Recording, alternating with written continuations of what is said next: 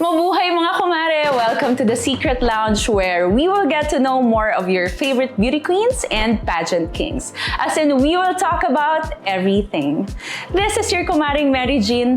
Relax ka lang dyan, mare, dahil today, sagot ko ang CHEKA. Maniego, Municipality of Cainta! From Cainta, Aaron Paulo Maniego.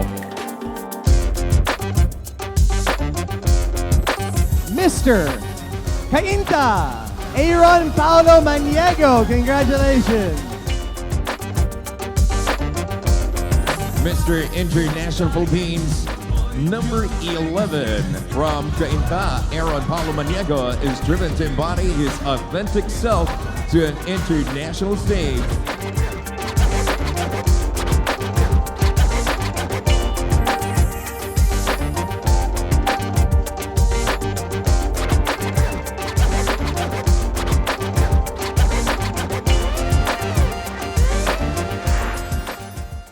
Ayan mga kumare, excited na ako sa ating guest for the day, si Aaron Maniego, Mr. International Semi-Finalist 2023! Yes! Thank you so much for having me. And thank you so much for being with us. Maulan na naman po. Julanis talaga everyday mga kumare. Pero tuloy ang CHEKA. Yes. Tuloy ang laban dito sa The Secret Lounge. Absolutely. Kasi kung may chismis tayo, kahit ulan man yan o bagyo, pupunta tayo.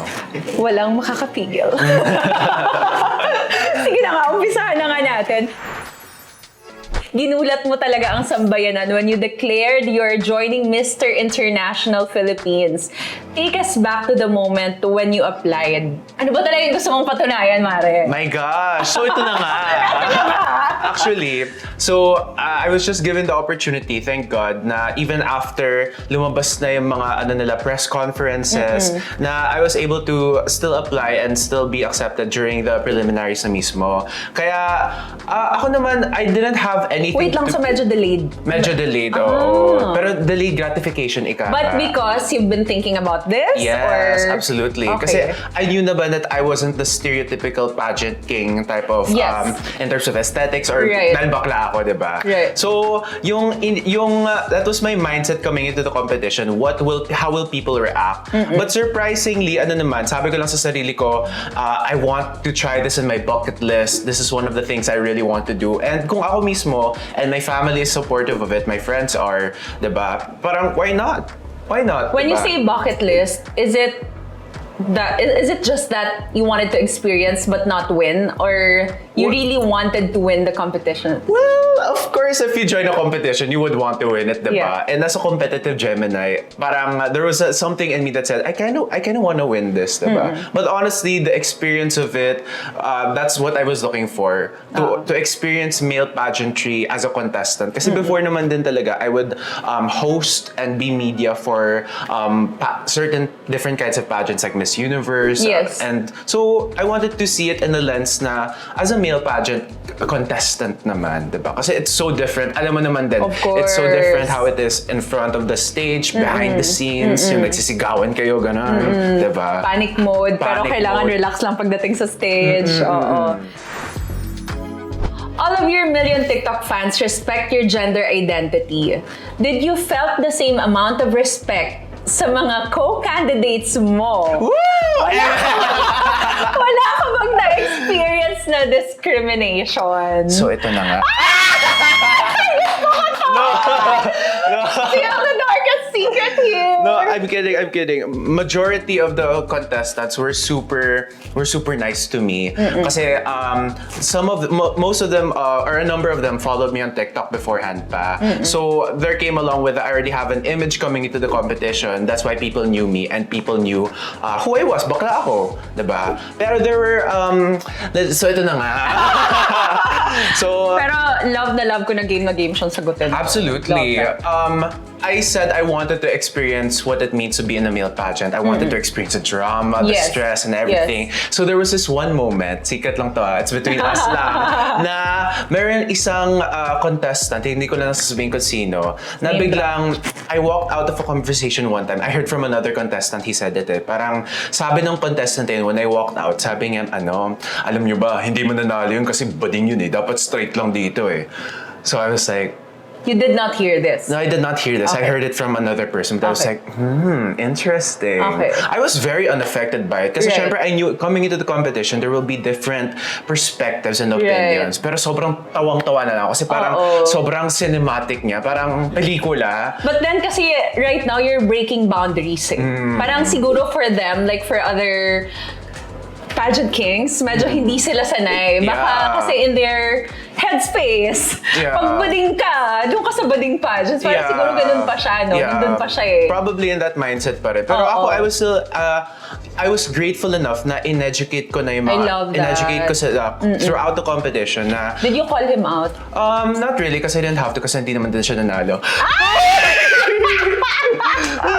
Pero hindi. Pero that guy, with that contestant naman, I understood where he was coming from because Yeah. it was coming from a place na you don't know kasi. Since it's a first time na an openly queer person were to join a male pageant, diba? Kaya it's so ano na talaga, kapaka lang naman din Parang talaga there are ng things tao. that you would expect them to happen and words to hear, no? Kaya ako, I was grateful enough that I was given the opportunity to inform my fellow co-competitors, the media, na hindi naman porket bakla ako, nakakababa yun sa akin to join a male competition. Kasi ako, turi ko sa sarili ko, lalaki. Or it makes you less of a candidate. Yung Yes. parang nawala ka ng chance to win. But I am just very curious, did you have to change your voice, like the way you speak, the way you walk? Meron ka bang kailangan baguhin while doing the pageant? Honestly, ako, it was my first time joining competition, so I didn't know how to do pasarela, how to do Q&A. So I did training under Kagandahang Flores, which I love Tito it. Rogel, shout out sa iyo. And I also did pageant training with Luis Porteles, who is also a pageant vlogger. Kaya they taught me the ropes on how to do posture and everything. So I think I came into the competition with a different kind of perspective when it came to how I acted. Kasi ako, I didn't want to be someone I'm not. Yeah. I didn't want to conform to what it means to be, kasi that's my advocacy eh. Hindi naman porket lalaki ka, hindi ka pwede maging feminine. Right. Or hindi porket feminine ka, or feminine acting, na nakakababa sa'yo to be in a male pageant. Kasi ako, pinaka-importante sa akin sa pagiging lalaki is yung values ko, yung dedication ko, and yung, well, in a way, an aspect of it is the physicality of it. Mukha naman ako lalaki. Yeah. Diba? Oo. And the good-looking one. Oh, Yes. sorry. Pero Mare, wait lang. Siya, may swimwear competition in the pageant. Wala, Yes. hindi ba sila nagpa-feel ng awkwardness with you around? Or like, Honestly, ako you hindi. felt very awkward around them? Like, how is it? Hindi naman talaga. Ako hindi. Pero it was my first time to walk out literally just wearing underwear. Kasi dati kasi laking taba-ching-ching ako. So I was very overweight when I was a kid. And it was only recently that I started embarking on my fitness journey. Kaya I came, before nga lumabas ako for preliminary sa Cagayan province na naka-underwear na kami. Sobrang nervous ko. Kasi parang, oh my gosh. So sa sarili mo pa nga lang, hindi mo na ma-cater yung emotions mo, how much more yung, isipin mo pa ba kung awkward yung environment? So hindi ko na inisip kasi hindi mo na, everyone was in their underwear. Right, And ako naman, right. hindi naman ako yung tipong, I didn't make it awkward for them. They didn't make it awkward for me. And they actually made me feel even more comfortable. Na parang, some of the contestants, oy, dapat yung posing mo, parang gano'n-gano'n. That's Tapos, nice. yung sa preliminary sa amin, dalawa kami naglalakad sa stage. Kasi yung naging, magkasabay kami. Dapat may choreography tayo, magpo-point tayo sa notice how biglang bababoses ko. Pero super, the contestants made me feel so comfortable. That's nice. They were so loving and supportive talaga. And that's something I genuinely appreciate. I made new lifelong friends. I love. Okay, ano ang totoo mong na-feel after the finals when you did not qualify sa top 10? Na-achieve mo ba ang goals mo? Well, syempre, ako kasi competitive ako. So I was very sad when You did not advance. when I did not advance to top 15 for Q&A. Kasi sabi ko, all I have to do is to reach Q&A. Kasi Ang ako, sarap kasi talagang makahawak ng mic, Mare. sarap mag-hawak ng microphone na talaga. Oo. Pero yun talaga, I take pride kasi in my public speaking skills. So sabi ko, kapag Q&A na to, matik may title na to, ganun. Pero nung hindi ako na-announced to be top 15, syempre I was sad. Umiyak pa ako backstage. Actually, sabi ko nga, very cinematic yung experience ko. Kasi parang nung in-announce na yung 15th person na papasok sa Q&A, biglang ako parang may paluha na ako dito. Wow! Ready na direct for Q, ganun. Nakangiti lang ako, tapos biglang pa-exit na, biglang Tumulo yung luha ko pa ganito. Ano ba? Very cinematic. Sinong sumalubong sa'yo agad? Yung mga friends ko ng mga stylists, sila yung mga unang lumapit, tapos yung mga contestants din, biglang hinag din nila ako. Tapos kahit sila rin, yung mga hindi na rin na-advance. Sobrang, kasi alam nila, even though I came into Mr. International na hindi alam kung anong gagawin, hindi alam kung ano i-expect sa akin, I prepared. Yes. I did my homework. I did my due diligence. Lahat kayo talagang pagod yan eh. Competition yan, di ba? Absolutely. So parang pag feeling mo na hindi mo na-fulfill yung goal mo at the end of the day talagang... Pero given that, I still felt like I gave what I needed to give, which was to promote my advocacy of LGBTQIA+ rights, queer men joining male pageantry. That's something that I will always hold deep in my heart. Yes. Na parang at least kahit sa mga preliminaries and sa mga through the media, napakita ko kung sino ba si Aaron Maniego and ano ba ang kaya ko ibigay sa mundo. I love that this is another aspect that we have to talk about kasi parang recently, ang nabibigyan lang ng limelight are the transgender joining female pageants, di ba? Whereas there's a lot of queer people who wanted to join male pageants as well because, you know, they identify themselves as male. If they want to be in that stage, then maybe like all the stages should be open for everybody, right? It's such a topic kasi that we have to discuss kasi kuwari with the likes of Miss Universe, we have different contestants who identify themselves as queer talaga. Yeah. And then a number of them also win, like Bea Luigi Gomez, like Michelle D. Yeah. Diba? And they are very praised for it. Pero ako, given my experience for it, hindi ko naramdaman yung discrimination from the contestants, but rather, I received it on social media na parang dapat Miss International Queen ka na lang, dapat Miss Gay ka na lang, ganun. And ako naman, it was also coming from... Ang dami pa rin nating boxes, no? Iba-box ka pa rin, no? Kaya ako naman, it was all those comments, some of them were also from other queer people who are fans of pageantry. So kung ako ako medyo na-question ko sarili ko, I'm doing this for us, para sa queer community. Tapos parang ako pa yung i-judge atakihin, diba? Yeah. Pero medyo mas na-finortify ko pala talaga sarili ko para for us to have these discussions. But I felt like, you know, sometimes those comments on social media are coming from just a plain angry people. Na parang sometimes when you read bad comments at pilit mo siyang kasi tayo we're personalities on social media, you receive good and bad comments. And then you would wanna see where they're coming from, na baka naman may makukuha naman ako sa sinasabi nila sa akin. But sometimes when I really process it, parang it's just coming from a place where it's just pure hate. Yeah. Yung wala namang purpose talaga. Yung sinasabi lang nila, they just wanna hurt you. Diba? So those things talaga, ignore na lang yan. True. Sabi nga ng Mama Oji ko, dead mythology. Yeah. Or dead ma lang talaga. Yeah, and mamamaster mo talaga yan. Next question. What's next for Aaron? Ano ang aabangan ng iyong 2.1 million followers na bagong ganap mo sa live? Nako, so ano na nga, magsisimula na ako ng criminal organization. No, Stress ako doon.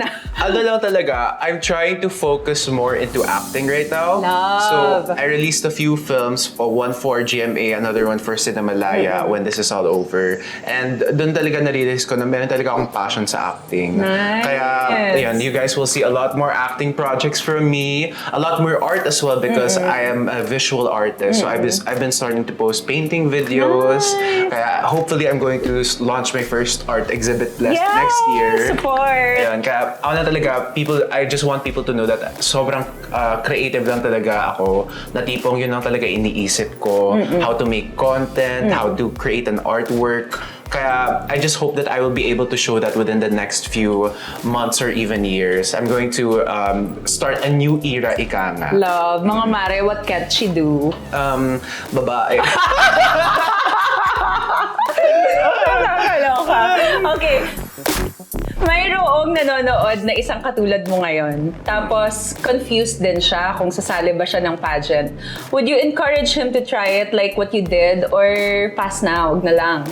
Ang akin, yes, go. If it's part of your passion, part of your dream, just do whatever it takes. Don't care about what society thinks. Kasi ako, that's what I did. Even amidst all the adversity, iniisip ko lang sa sarili ko, ito gusto ko eh. Yeah. This is what I want to do at this moment in time. Okay. And if that voice in your head keeps on saying yes, then just go all the way. Because if there are people like me, there also will be people like you who will love you, who will support you, and who will dedicate every single waking moment of their, kahit sa social media man lang, to support you. Because people deserve to be praised and loved and celebrated regardless of their sexual orientation and gender identity. Sana nakahawak ka talaga ng microphone. Diba? Sayang yun. Okay. There are other male pageants out there. Sasali ka pa ba ulit? And what's your biggest takeaway from this experience? Nako, will I join another male pageant? Ako, if there's an opportunity, yes. Kasi I had so much fun. Alam mo ba, medyo nakaka-addict ngayon pageant. Ay, totoo yan. Pag naumpisahan mo na yung parang pag feeling mo may ibibigay ka pa or may mga nakita kang gusto mong i-improve, parang nakaka-challenge ka with ulit. Tsaka yung fast-paced environment niya, na parang, you gain this entire community. Adrenaline. Oo, you gain this entire community na naka-lock in ka lang with these people that you have similar values with, you make friends with, diba? Kaya I would definitely join another male pageant. Probably not this year though, maybe in the few upcoming years. You know, kasi I still have 2 years, diba? 28 ba yung ano? Or 30 yung ano? 28 or 30? 28 Maybe, or 30. yeah. Basta I still have a few years pa naman. Oo. May mechanical, I still have a few years pa naman. Pasok ka pa. Pasok pa, oo. And my main And take your time. Dapat, emotionally, physically, mentally ready. Yeah, spiritually. Yes, of Tsaka course. yung pinaka-main takeaway ko dito is no matter what other people might say, if your heart tells you to do it, just do it. As long as wala kang tinatapakang tao, you inspire others as well as yourself, just do it. Sabi nga ni Nikkei. Nikkei.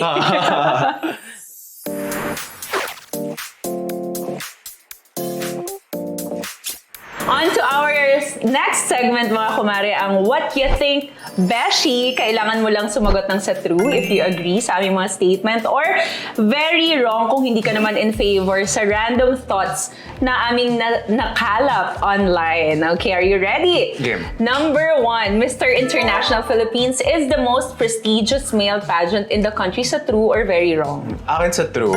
Yes. Kasi given my experience naman din talaga with all of the production and the support that the committee and the community had, sabi ko grabe. Bajay, effort. Age does matter pagdating sa pakikipagrelasyon sa true or very wrong. Yes, absolutely. Ang akin parang, I only started having relationships when I was like 20, 22 years old. Kaya, I same. Oo. Medyo late din ako. Diba? Mas mayaman pa ang mga social media personalities kaysa sa mga artista sa true or very wrong. Akin, depends kasi. Oh my God, bakit ganito yung tanong? Sa true or very wrong? All I can say na lang talaga is social media and the landscape right now is such an amazing platform for you to have different sources of income. I love that. Stepping stone lang ang pageantry ng mga gustong mag-artista sa true or very wrong? Akin, very wrong. Kasi there are a number of people who join pageants para lang marinig yung mga advokasya nila. Para kunwari mag-start sila ng mga NGO. Because for you to join a pageant, it's not necessarily for fame. Diba? Yeah. Maraming mga tao dyan, katulad natin, na gusto lang talaga i-promote yung mga advokasya nila and to just show themselves and shine I love on your stage. advocacy, by the way. Thank you so much. Maraming palihim na nagiging magjowa sa mga male pageants pageants pagkatapos ng contest sa true or very wrong. Kailangan namin ng deep explanation. This isn't based on experience. This is based on assumption na lang sa true. Kasi kung sa... very safe ka naman doon. Kasi kung sa show business mo lang, daming secret relationships, diba? Why not pageantry? I love that. Kung gusto mong sumikat, mag-TikTok ka sa true or very wrong. Ako, based on my experience sa True, kasi if I didn't start TikTok, I wouldn't be where I am right now. Kaya I'm so grateful for TikTok na nabigyan ako ng maraming oportunidad para mas maging confident pa ako sa sarili ko. And thank you sa mga naniwala sa'yo at nag-follow sa'yo sa TikTok. Yes, sobrang maraming salamat sa inyo. Yes.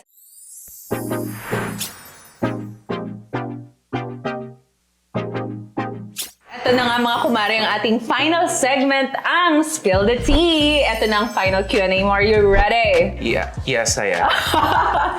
Sa nakaraang Mr. International Philippines, sa tingin mo, naging fair ba ang result?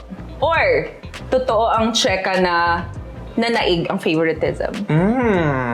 Akin, I wouldn't know if it's based on favoritism. Basta ako, all of the candidates, based on how I've interacted with them, all of us deserve a title. So whether it be a certain candidate, I don't think naig ang favoritism kasi I've interacted with all of the winners for sila Austin Cabatana, sila Sean, sila Gabriel. Sobrang deserving din na manalo. Kaya I can never take that away from them because they also worked very hard and sobrang nagpursige din sila para makamtan nila ang title na yan. And who knows, maybe it's just not the right moment for some of us. Baka biglang next year pala ako or within the perfect time for you. Diba? It's all in timing. It's in universal timing talaga. Yes. And also thank the people who helped you in your journey. Yes. Sobrang maraming salamat. In Mr. International, kagandahang Flores, ang aking mga Iloilo friends who helped style me, Jora Lespina, Martin Uy, tsaka sino pa ba? Sobrang dami kong kailangan pa sa my family. Oh my God. Yeah. Tsaka I would like to thank myself. I love myself. Ganon. Yeah. Kasi kailangan mo like to thank me. Oo, kasi kailangan mo ng self-love para self-confidence. Oo naman. Kasi at the end of the day, sinasabi ko rin talaga yan na at the end of the day, pagkatapos ng gabi, aaraw din. Hindi, mag-isa ka na lang talaga paglabas mo ng stage. Diba? Wala na yung lahat ng tumulong sa'yo, yung buong team mo, and lahat ng yan. Pag-apak mo sa labas ng stage, ikaw at ikaw na lang yan. Yeah. So, dapat yung matatag yung relasyon mo sa sarili. Yeah, tsaka ang pinaka-importante is kung ikaw na-fulfill ka sa experience mo, which ako I did. But did you ever practice an intro kung mananalo ka ng national pageant? Yeah, so yung mangyayari was kasi walang corona sa Mr. International. So, mga sash lang. So, magpe-prepare sana ako ng maliit na corona. Bibigay ko sa nanay ko. Kasi nanay ko nasa front rows lang siya eh. So, bibigay ko sana yung corona sa nanay ko. Tapos kapag in-announce ako as winner, sabi ko, wait lang. Tapos kukunin ko yung corona sa nanay. Magko-corona ka? Tapos kukuha ko ng corona. But anyway, gusto namin, malay mo, manalo ka in the future kasi open ka pa naman, hindi mo naman sinasara yung mga doors mo sa future, di ba, pageantry. Pwede ba namin marinig? For example, i-represent mo yung Philippines sa international stage. Oh my God. An introduction. Okay. My name is Aaron Maniego and I am representing Philippines for Mr. International. Yes! Thank you so much, Aaron, for gracing our show. Thank you for coming. It's raining so hard. The Julan is still there. Yes. It's such a pleasure to check out with you, and I know it's a pleasure to take a picture of me. Let's go! Be, ang ganda ng outfit mo. Mukha kang mukha kang disco ball na mukha kang Ready for Saturday night. Yes, ready for Saturday night. Lalabas ka ba tonight? Hindi, Mari. Hindi ako lumalabas. Hindi ba? Ako rin eh. Tagal ko na hindi lumalabas. Can't be reached ang beauty ng Kumareee. Thank you mga Kumareee. Sana nag-enjoy kayo. Thank you guys. Mwah! Mga Mare, sana nag-enjoy naman kayo sa ating panibagong episode with Aaron. Ang takeaway ko dito ay it's about time for us to talk about this side of pageantry naman, ang mga queer na gustong sumali sa male pageants. We always talk about being inclusive, na dapat we have to be fair for everyone, that the stage is open for everybody. But I felt like at the end of the day, pag may isang naglakas ng loob na gawin ito and to go against you know, what we're used to, nagre-react naman tayo negatively. So, sana hindi to matapos kay Aaron. Sana marami pang maglakas ng loob or ma-inspire na magpakatotoo. And if you really see yourself joining a male pageant, then why not? Let's be more accepting. Let's be more open-minded. Let's support lahat ng mga gustong sumali kung anumang pageantry ang gusto nilang salihan. And don't forget to subscribe and share our channel. See you, mga kumare!